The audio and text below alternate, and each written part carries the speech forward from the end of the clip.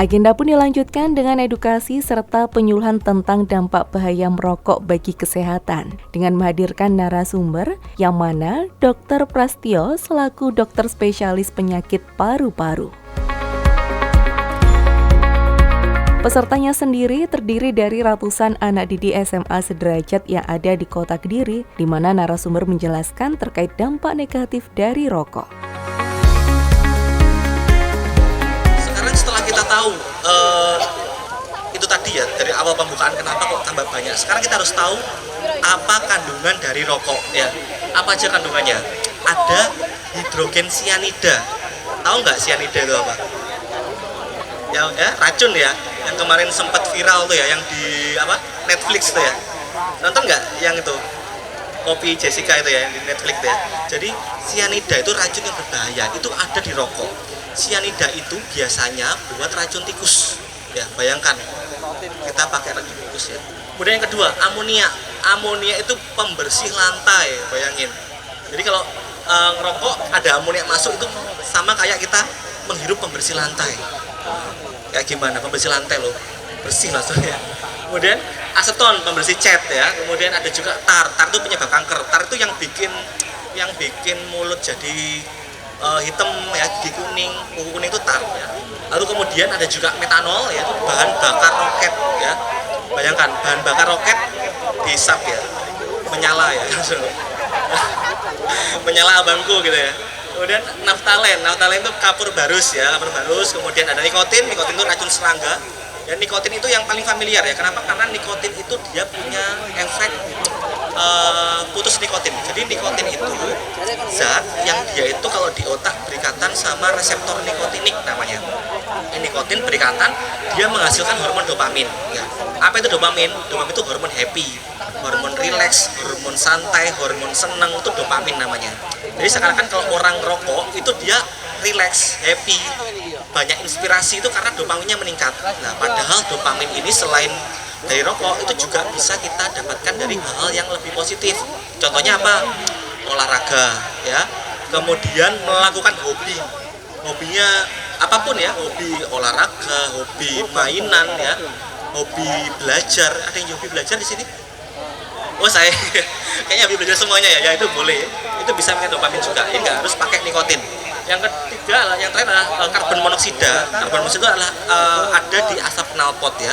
Karbon monoksida ini berbahaya. Kenapa bahaya? Karena dia bisa berikatan dengan hemoglobin dan dia bisa menggantikan oksigen dalam tubuh ya, ini berbahaya. Kemudian benzopiren itu penyebab kanker ya, itu juga berbahaya juga. Nah, hari ini nanti kegiatannya tadi sudah dimulai dengan senam bersama, kemudian ada seremonial. Setelah itu ini nanti ada edukasi atau penyuluhan kesehatan tentang dampak bahaya merokok bagi kesehatan, dan dengan narasumber Dr. Prasetyo spesialis penyakit paru. Kemudian nanti juga dilanjutkan dengan pemeriksaan cek kesehatan, tensi nadi dan sebagainya. Kemudian nanti juga ada pemeriksaan PUMA, pemeriksaan fungsi paru-paru. Kemudian juga ada pemeriksaan smoke analyzer untuk adik-adik siswa dan siswi.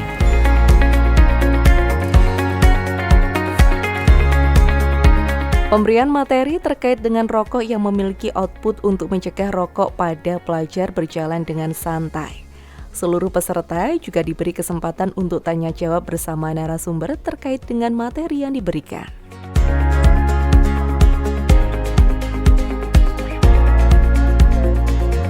Solusi untuk teman yang rokok gimana? Soalnya sudah dibilangin tapi tetap ngeyel. Katanya dia nenangin diri.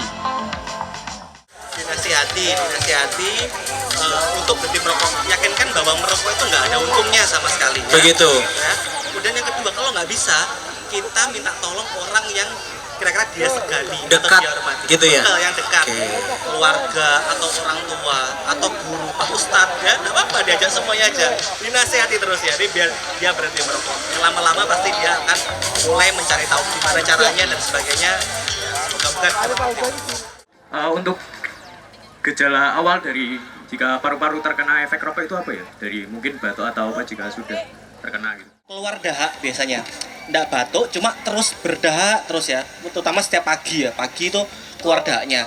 Yang kedua bisa dada terasa berat ya, dada nafasnya kurang longgar ya.